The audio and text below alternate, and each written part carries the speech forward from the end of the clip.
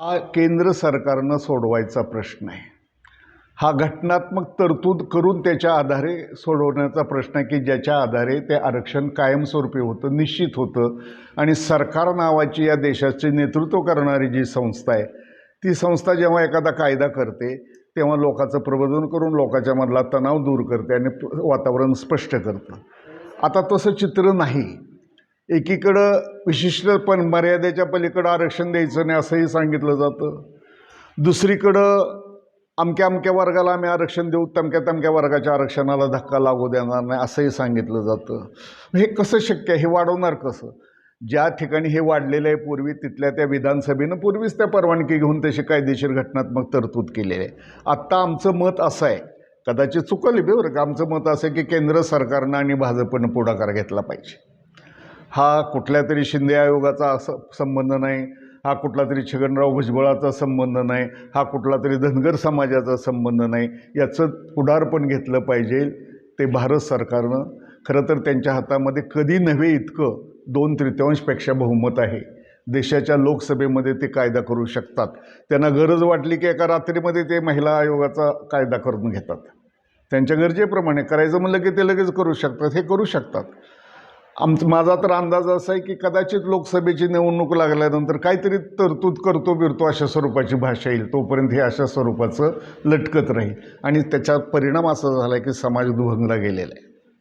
उदाहरणार्थ मराठा हा शेतीवर जगणारा मोठा वर्ग, कष्टकरी वर्ग, तो आज आरक्षणासाठी लाख लाख लोक का जमायला लागलेत? तर पारंपरिक अर्थानं त्याच्यात जगण्याचं जे साधन होतं ती शेती आता तुकड्या तुकड्यामध्ये रूपांतरित झाली. आणि हे तुकडे शेतीला कसायला उपयोगाचे नाहीत. त्या तुकड्यावरचं उत्पन्न त्याच्या कष्टा इतकं मिळत नाही, त्याचं घर चालत नाही आणि म्हणून तो त्याच्याकडे वळला आहे. त्याच्या अगोदर तर चित्र निराळं होतं. त्याच्या अगोदर हा शेतकरी वर्ग काय म्हणायचा? उत्तम शेती. त्याच्या डोक्यात घातलं होतं ते जरांगे पाटलांना माहीत आहे की नाही मला माहीत नाही. त्याच्या डोक्यात घातलं होतं त्या वर्गाच्या की उत्तम शेती, मध्यम व्यापार आणि कनिष्ठ नोकरी.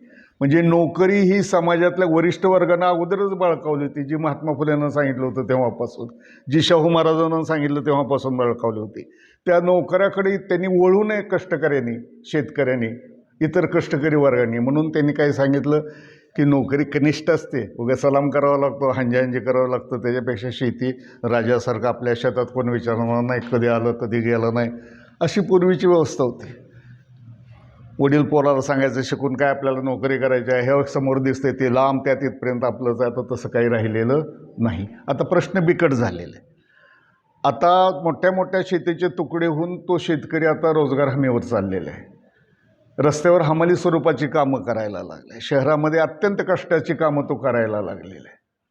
त्यातनं त्यांनी पोटाला चिमटा देऊन ह्या वर्गानं आपल्या लेकराला शिकवले आणि शिकवल्यानंतर आता पुढं नोकऱ्या उपलब्ध राहिलेल्या नाहीत असं भयानक चित्र निर्माण झाले. आणि केवळ त्या आशेनं माणसं लाखोच्या संख्येनं आरक्षणाची मागणी करायला रस्त्यावर उतरले.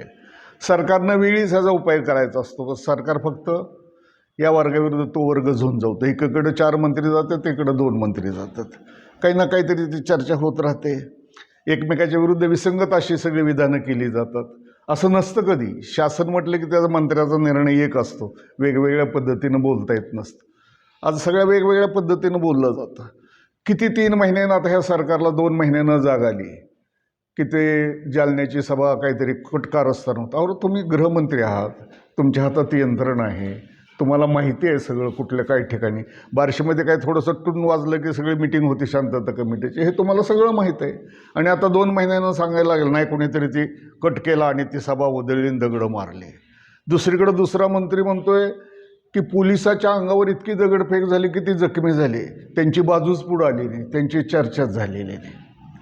म्हणजे ही जी सगळी भाषा आहे. आणि तिसरा पक्षाचं कोणतरी खासदारबाई म्हणतात की हा सगळा अपयशाचा भाग फडणवीस गृहमंत्र्याचा आहे, त्यांनी निर्माण केलेली ही गोष्ट आहे. तेव्हा महाराष्ट्रामध्ये सगळ्या प्रकारचं या आरक्षणाचं वादळ आहे. आरक्षण समजा मिळावं, सगळ्यांना मिळावं बरं का, कारण त्या जगण्याचा प्रश्न झाला आहे. आरक्षण मिळालं तर नोकऱ्या कुठे आहेत? नोकऱ्या कुठे आहेत? आता सगळ्या खाजगी झाल्या. टेक्नॉलॉजी आली, तंत्रज्ञान आलं. जिथं पूर्वी 100 कामगार लागायचे आता तिथं 5 कामगारात ते काम होतं आहे. लाखो लाखो कामगाराच्या गिरण्या उद्ध्वस्त झाल्या. महाराष्ट्रातल्या 200 गिरण्या, मुंबईच्या 5, 50, 100 गिरण्या बंद पडल्या. कापडाचा तर महापूर आहे. गल्ली बोळात कापडाचं दुकानं चाललेलं. कुठं कापड तयार होतं हे? ते उच्च दर्जाच्या टेक्नॉलॉजीमध्ये MIDCमध्ये तयार होणारा कापडाचा हा महापूर देशामध्ये आलेला आहे. आता नोकऱ्या शिल्लक नाही आहेत. सरकार निश्चित स्वरूपाचं सांगत नाही. शिक्षकाच्या भरत्या होत नाहीत. काल केसकर नावाचे मंत्री एका त्या बाईला, मुलीला, तरुण पोरीला शिक्षकाची नोकरी मागणार, तिला दमदाटी करताना दृश्य आपल्याला दिसतंय. म्हणजे मंत्र्याचं नाव काय आणि कुठल्या पक्षाचं ते महत्त्वाचं नाही. त्यांना काही ह्याचे इंटरेस्ट बी नाही, काही देणं घेणं राहिलेलं नाही. वर्षभर तुमची प्रसारमाध्यमं आणि खास करून TV, या TVनं तुम्हाला म्हणत नाही मी, TVनं लोकांची अभिरुची इतक्या खालच्या पातळीवर आणली की कलगीतुरा जो म्हणतो तो कलगीतुरा रोज त्या TVवर आपल्याला दिसतोय. कुणी बापाला बाप म्हणायला तयार नाही, चुलत्याला चुलता म्हणायला तयार नाही. ज्या पक्षात आपण फाटके तुटके म्हणून प्रवेश केला आणि इतकी वर्ष निवडून आलो, ते आता लोक 5-5, 6-6 साखर कारखाने झालेले आपल्या भागातली माणसं म्हणाले आता भाजपला निवडून आणा. अरे बाबा, तुला 5-5, 6-6 वेळा निवडून दिले तुझ्या पक्षाचे. पण आपण निष्ठाच्या गोष्टी बोलतायत ही माणसं. निष्ठा कशाला म्हणायची आता हे कुणी सांगावं नव्हे पडेल. निष्ठेच्या गोष्टी सांगायला लागेल की पक्षनिष्ठा अशी असते, पक्षनिष्ठा तशी असते. आणि व्यक्ती मोठी करून चाललेलं आहे. आणि सगळेजण भ्रष्टाचार केलेले बहुसंख्य लोक आहेत. EDला घाबरत आहेत आणि कुत्रं मागं लागल्यावर तसं पळतात, तसं पळून ह्या पक्षातनं त्या पक्षात, त्या पक्षातनं ह्या पक्षात, केविलवाणी पद्धतीची समाजाची घर्षण. तर हे आरक्षण मोठं कठीण काम आहे, मोठा संघर्ष व्हायचं काम आहे. कारण ह्याच्यामध्ये सरकारला बी, मला सरकारची काळजी नाही, पण सरकारच्या पुढेही प्रश्न असतील की नाही.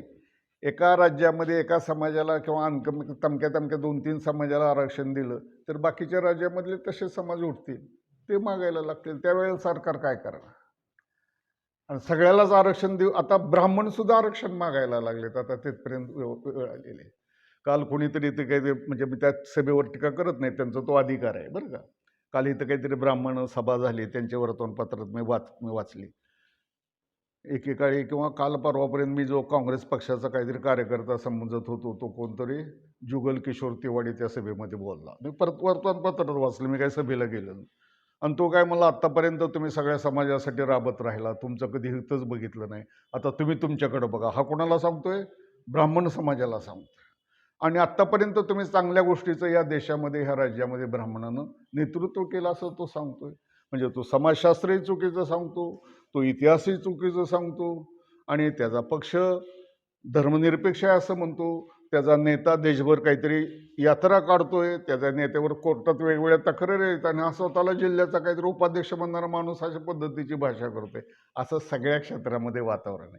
हा लहानसा माणूस आहे, हा लहानसा किस्सा आहे, त्याला काय मोठं वर्चस्व द्यायचं काही कारण नाही. तर आरक्षणाचं कामच अवघड आहे. तुम्ही विसंगती चाललेले. माझ्यासारख्या सामान्य कार्यकर्त्याला वाटतं की प्रत्येक देशाचं म्हणून काय ॲसेट असतं. आपल्या देशाचं ॲसेट काय? आपल्या हातात बळकट हात आणि कोटी कोटी माणसं. त्या हाताला काम द्या. जरूर नाही की प्रत्येक गोष्टीमध्ये अमेरिका, इंग्लंड, फ्रान्स, जर्मनी सारख्या टेक्नॉलॉजीचा अवलंब करायचं, अशी जरुरी नाही आहे. अत्यंत सुख समाधानानं कमी टेक्नॉलॉजीचं अवलंबन करून क्युबासारखं लहानसं राष्ट्र राहतंय, व्हिएतनामसारखी राष्ट्र राहतात. असं जरूर नाही प्रत्येक ठिकाणी ती येण्याची. त्याचा किती शेवटपर्यंत कुठल्या तळापर्यंत गेलेला आहे की आता बाप मुलाला घरातल्या त्या खोलीत नाही, या खोलीत मोबाईलवरून बोलवायला लागला. असा विचित्र प्रकार झाला त्या टेक्नॉलॉजीचा. तंत्रज्ञान उपयोगाचं आहे, त्या तंत्रज्ञानानं मानवी श्रम कमी करायचे असतात आणि त्याला जगण्याला आराम द्यायचा असतो. पण इथलं तंत्रज्ञान जर त्याची भाकरी शिरवून घ्यायला लागली तर कुठपर्यंत तंत्रज्ञान करणार? मेट्रो वाढल्या, आता सगळ्या गाड्या वाढल्या, खूप गाड्या झाल्या आहेत आपल्या सोलापूरहून मुंबईला जायला. पण जेवढ्या गाड्या वाढलेल्या आहेत तेवढ्या गाड्यातले जनरल डबे काय झालेले आहेत? कमी झालेले आहेत. लक्षात घ्या, तेवढे जनरल डबे कमी झालेले आहेत, तेवढे आरक्षणाचे डबे सगळे लागलेले आहेत, आणि ते काही सामान्य माणसाला परवडत नाही. दवाखाने सांगतायत की मोठमोठ्या सिव्हिल हॉस्पिटलसारख्या जिल्हा रुग्णालयामध्ये औषधाचा तुटवडा आहे, असं आपण वर्तमानपत्रात वाचतो. आणि आमचे मुख्यमंत्री सांगतात की महाराष्ट्रात आम्ही 100 दवाखाने उघडले. आता काय करणार आहे? डॉक्टर कंत्राटी आहेत, डॉक्टरना पगार मिळत नाही 3-3 महिने. त्या मार्चचे डॉक्टर्स दरवर्षी संप करतायत. म्हणजे सगळ्या क्षेत्रामध्ये एक प्रकारचं अराजक निर्माण झाले, जनतेची दिशाभूल झाली आणि उद्ध्वस्त मनानं झालेली माणसं, कोण आत्महत्या करायला लागलं, कोण चोऱ्या दरोडा घालायला लागलं, कोण काहीतरी अंमली पदार्थ विकायला लागलं, कोण त्याला मदतच करायला लागले पुढारी. आता एखादा मेडिकल ऑफिसर जिल्ह्यात राज्यात त्या पुण्यासारख्या हॉस्पिटलचा, ती जर त्या ललित पाटलाच्या पाठीमागं सहभागी असलेलं चित्र आपल्याला दिसायला लागलं तर काय व्हायचं, संरक्षण काय व्हायचं. तर अशा काळामध्ये आरक्षण हे सरकार कसं देईल ह्याचा भल्या भल्यांना विचार केला तरी कळणार नाही. उद्याच्याला तिथं तयार होतोय प्रश्न सुप्रीम कोर्टामध्ये की शिंदे समितीला अधिकार आहे का, प्रश्न विचारेल कोर्ट. माझा प्रश्न नाही तो. शिंदे समितीला घटनात्मक आहे का ती समिती? मागास वर्गीय आयोग घटनात्मक आहे. ह्याच्यानंतर जात पडताळणी होणं ही घटनात्मक आहे आणि जात पडताळणी झाल्यानंतर कुणाला आरक्षण द्यायचं त्याच्यामध्ये आहे. ज्या वेळेला कुणबी म्हणून महाराष्ट्रामध्ये एकेकाळी परंपरा होती की ज्याच्यामध्ये महात्मा फुल्यांनी कुणबट राजा, कुणब्याचा राजा शिवाजी महाराजचा पोवाडा लावला होता. त्यावेळेला कुणबी हक्क असणारा शेतकरी होत्या लोकांनी अभिमानाने जात लावली. पुढच्या काळामध्ये हळूहळू प्रगती झाली, लोकांना ते कमीपणाचं वाटायला लागलं. कुणबी नोंद संपली, मराठा नोंद झाली. आता तुम्ही पाहिलं असेल त्या दप्तरामध्ये की कुणबी मराठा, कुणबी परीट, आता कुणबी सुतार, आता सगळ्यांनाच ते दाखले द्या म्हणतात सरसकट. आणि द्यायला बी हरकत नाही, खरं देशाचं सगळ्याचंच भलं व्हावं, सगळ्याला सगळं मिळावं, ह्याच्याबद्दल दुमत असायचं काही कारण नाही. सगळ्याला दाखले मिळाल्यानंतर खाली शिल्लक काय नाही आणि सगळ्याला आरक्षण काय देणार आहे. प्राथमिक शाळा, सरकारच्या शाळा, नगरपालिकेच्या शाळा बंद पडायला लागल्या आणि बांधावर म्हशी हिंडाव्यात अशा पेवड्या गाड्या खाजगी शाळेच्या हिंडायला लागल्या. स्कूल बसेस कुठनं पोरं आणत्यातून कुठं नेऊन बसवायला लागले आणि सगळ्या प्राथमिक खाजगी शाळा ज्या हक्काच्या लढ्यानं निर्माण केलेल्या शाळा होत्या त्या शाळा बंद झाल्या. अभ्यासक्रम बदलले, विद्यापीठाचे अभ्यासक्रम बदलले. त्याच्यामध्ये आता तुम्ही टीव्हीवर चालणाऱ्या 10 सिरियलपैकी 7 सिरियल अंधश्रद्धेवर आधारलेले आहेत आणि त्याचं प्रदर्शन चाललेलं आहे. रोजपणानं त्याचं दररोज तीच खोराक चाललेला आहे लोकांपुढं, रोज खोराक तूच चाललेला आहे. म्हणजे आरक्षण हा काही ह्या एवढ्या मोठ्या अराजकाला थोपवणारं साधन होऊ शकत नाही दिलं तरीसुद्धा ती गाजराची पुंगी म्हणून त्याच्या पाठीमागं माणसं लटकायला लागलेले आहेत. त्यांची गरज निर्माण झाली म्हणून संघर्ष करायला लागले. हे आपल्याला खेड्यापाड्यामध्ये भयानक चित्र दिसेल की कालपर्यंत ज्याच्या अंगामध्ये मराठ्याच्या पेर येत होता, सवारी येत होती, ते आता एकमेकाकडे गुरकून बघायला लागले बरं का. जो मुसलमान एकादशी करत होता तो आता ह्याच्याकडे ओरकून बघायला लागलेला आहे. सुतार, लोहार, 18 पगड जाती, गावगाडा जो एक सुरात चाललेला होता शेतकऱ्याच्या धंद्यावरचा, तो आता एकमेकामध्ये विस्कळीत झालेला आहे. सगळेजण म्हणायला लागले आमचं जर काम कराल तरच तुम्ही राज्य करू शकाल, नाहीतर बघायचं का, असं एकमेकाला भाषा सुरू झालेली आहे. तर आरक्षण मला वाटत नाही की आमच्या महाराष्ट्राच्या कष्टकरी वर्गाच्या प्रश्नावर प्रभावी रामबाण उपाय आहे असं मला वाटत नाही. ते मिळायला विरोध नाही, पण संकटच इतकं भारी आहे की ते आरक्षणाच्या मार्गाने सुटू शकत नाही असं संकट झालेलं आहे. आणि आता हे संपून टाकावं सरकारनं. निश्चित काय करू शकतो, किती देऊ शकतो हे कोणाला सांगावं. सामाजिक सलोखा घडवून आणायला फार फार काळ जावा लागतो. देशाच्या स्वातंत्र्य लढ्याच्या 150 वर्षाच्या चळवळीनंतर हा सामाजिक सलोखा निर्माण झालेला होता आणि तो हळूहळू हा सरकार उद्ध्वस्त करून टाकायला लागलेला आहे आणि एक ध्रुवीय समाज घडवायचा त्यांचा कार्यक्रम सुरू झालेला आहे. एक ध्रुवीय समाज, जातीमध्ये तेढ निर्माण केलं जाणार आहे. आज असं उघड सत्य आहे की भाजप हा पक्ष महाराष्ट्रामध्ये ओबीसीचं संरक्षण करणारा पक्ष म्हणून अधोरेखित झालेला आहे. ही गोष्ट उघड सत्य आहे, हे उघड सत्य आहे. मग मराठा त्याच्या विरुद्ध जातो, धनगर ह्याच्या विरुद्ध जातो आणि जे तळागाळाचे दलित आहेत ते तर आता की जे आंदोलन संघर्षाचे रणमैदान गाजवणारे वीर होते ते आता सगळे काय आहेत, शांत आहेत तिकडं. त्या आघाडीवर कसल्याही पद्धतीची काही हालचाल नाही. आदिवासी तेवढे उठलेले आहेत. आदिवासी सांगतायत की आमच्यामध्ये तुम्हाला आम्ही घेणार नाही. आदिवासीचा संघर्ष महाराष्ट्रात सुरू झालेला आहे, देशामध्ये सुरू झालेला आहे. एक बाळासाहेब आंबेडकर काहीतरी बोलत आहेत त्याच्यामध्ये, बाकी सगळ्या दलित चळवळी आपापल्या ठिकाणी शांत झालेलं चित्र आपल्याला दिसतंय. तर आरक्षण मिळावं का ज्या कारणासाठी लोक आरक्षण मागतायत ते कारण दूर करण्यासाठी काय तरतूद करायचे त्यात एक आरक्षण असेल तर ते मिळावं त्यांना.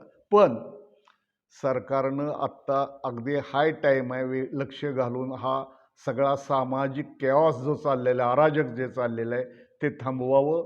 पुन्हा हा राक्षस आवरता येणार नाही, पुन्हा आवरता येणार नाही. गावागावामध्ये दुहीचं चित्र निर्माण झालं, माणसं एकमेकाच्या अंगावर गुरकून बघायला लागली, पुन्हा आवरता येणार नाही. आणि ह्या आरक्षणानं एक वेगळं चित्र झालंय पत्रकार बंधूंनो. आता मंत्र्याला माणसं अडवायला लागली, अशी इतकी अडवत नव्हती पूर्वी. आता मंत्री दसत नाही आता कुठं जायला, त्याला अडवायला लागले. त्याचं संरक्षण वाढवा म्हणून चाललेलं चित्र आपल्याला दिसायला लागलं. आता मंत्रालय ताब्यात घेऊ अशी घोषणा व्हायला लागली. आता मंत्रालयाच्या जाळ्यावर माणसं उड्या टाकायला लागली. आता सुप्रीम कोर्टानं दिलेला निकाल की जायकवाडीचं पाणी सोडा, तो निकाल अंमलात न आणण्यासाठी सरकार काय सांगतंय की मराठा आरक्षणाचा हा गोंधळ चाललाय तोपर्यंत सोडता येत नाही. म्हणजे इतकी भयानक परिस्थिती झालेली आहे महाराष्ट्र. आणि दुष्काळ तर आहेच, महाराष्ट्राच्या बहुसंख्य जिल्ह्यामध्ये दुष्काळाचं वातावरण आहे. कुणीही त्याच्याबद्दल कुठलाही पुढारी बोलायला तयार. दुष्काळ जाहीर झालेला आहे, त्याची काहीतरी कलम आहे, त्याची अंमलबजावणी काही नाही. तेव्हा आरक्षण मिळावं, कारण एकदा तो प्रश्न संपवा, कारण समाजाच्या मनातली सल निघून जावी, दुही संपून जावी, सलोखा पुन्हा धोक्यात येतो, तो सलोखा टिकावा. पण ते देण्यासाठी नुसतं जर राजकारण खेळायला लागला, नुसतं राजकीय डावपेचा त्याचा तालिमाने त्याचा आकडा, कोण आहे ते सगळं, चर्चा कोणाची होती? सगळे भांडवली पक्ष आहेत, सगळे उजवे पक्ष आहेत.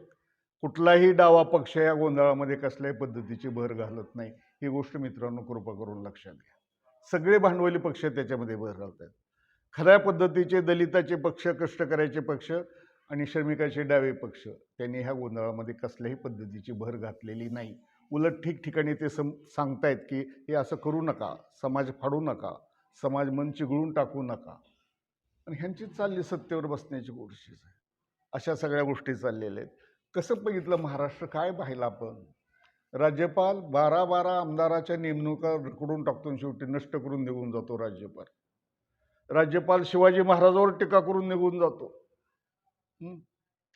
आणि इकडे शिवाजी महाराजाचं नाव घेतलं तर माणसं एकमेकाच्या अंगावर तलवारी घेऊन धावायला लागतात. राज्यपाल असं म्हणतोय निघून जातोय.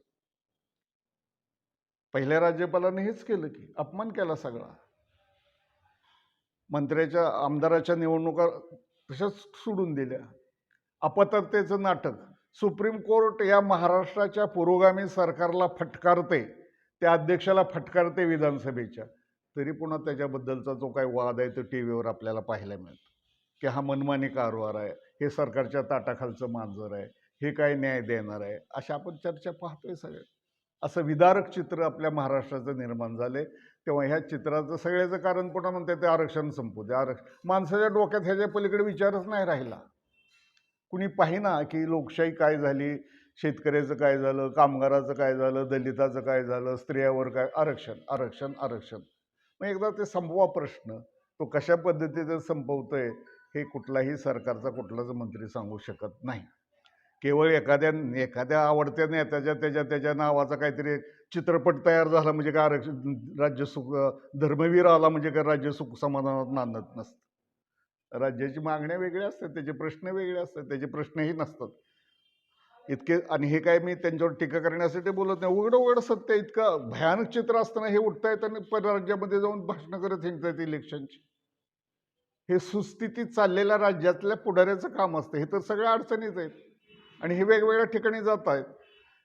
ह्यांच्यावर आरोप होतोय की ह्यांचा निर्णय मुंबईत एकही होत नाही, ह्यांचा सगळा निर्णय दिल्लीवरून होतो. ह्यांना प्रत्येक गोष्टीसाठी दिल्लीवर जावं लागतं. आणि राज्य तर शिवाजीचं आहे, राज्य तर महात्मा फुलेचं आहे, राज्य तर बाबासाहेबाचं आहे, राज्य तर पुरोगामी आहे.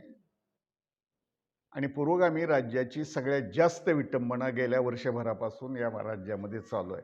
तेव्हा प्रश्न त्यांनी सोडून टाकावा. आरक्षणाला सगळं जाऊन